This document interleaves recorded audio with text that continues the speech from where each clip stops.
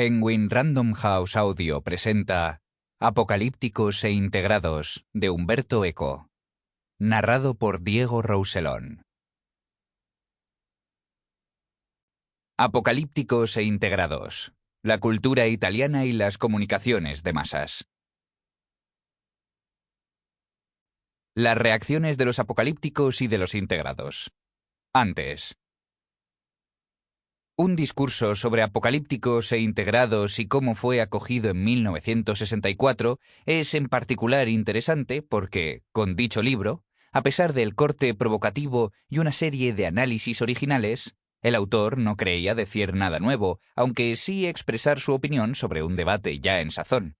Un debate sobre el que existían en todo el mundo tantos testimonios, y basta con repasar las notas de pie de página en las que se remitía además a estimables estudios aparecidos ya en Italia, y que también en nuestro país estaba dando origen a una serie de iniciativas de investigación y de didáctica en los ambientes universitarios más avanzados. Sin embargo, este libro tiene éxito y suscita una serie masiva de polémicas, al igual que la adopción de la expresión apocalípticos e integrados, desde entonces corriente como eslogan, precisamente porque parece coger por sorpresa a un sector de la cultura italiana. El documento tal vez más típico sea una reseña de Pietro Citati, Il Giorno, 14 del 10 del 64, titulada La Pavone e Superman a braccetto di Kant. La Pavone y Superman del bracete de Kant. Si el título ya se las trae, no menos el contenido del artículo.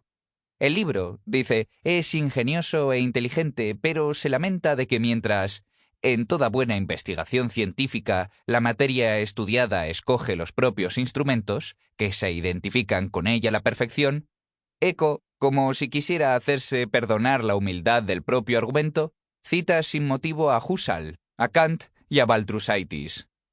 Pasemos por alto la idea de que los instrumentos de un análisis deban identificarse con él, como si un estudio de criminología debiese de proceder a cuchilladas y a Kant solo se le pudiera usar cuando se habla de filosofía, lo que sería hacerle un favor un tanto humillante. El hecho es que el autor del artículo en cuestión ve con sumo recelo el empleo de los instrumentos de la cultura alta para explicar y analizar la cultura baja. Esta ampliación de horizontes revela una presuposición evidente. Todas las cosas son igualmente dignas de consideración. Platón y Elvis Presley pertenecen de igual modo a la historia. En efecto, esta presuposición era evidente, pero a Citati no le agradaba porque se le antojaba como la culminación de los ideales secretos de la cultura de masas. No sé si estos ideales corren el peligro de realizarse. Pero si ello sucediese, dentro de unos pocos años, la mayoría de los intelectuales producirá films, canciones y textos para tebeos.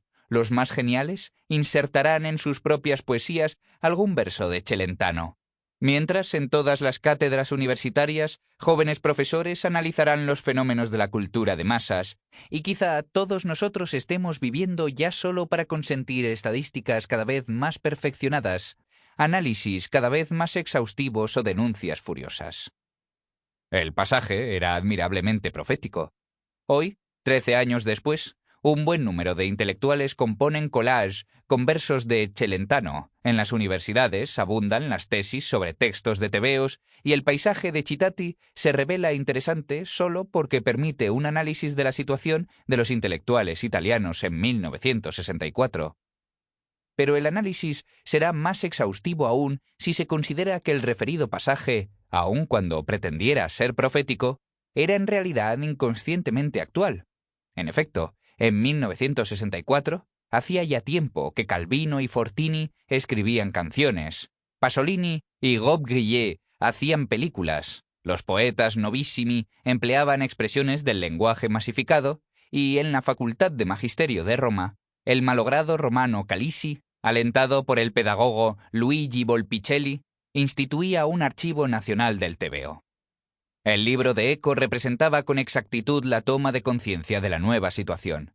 Pero, como queda dicho, cogía por sorpresa a los menos informados y suscitaba en diarios y semanarios una serie de artículos que, alegre o sombríamente, circulaban con títulos como «Mandrake entra al università», «Mandrake entra en la universidad», Sample complete. Ready to continue?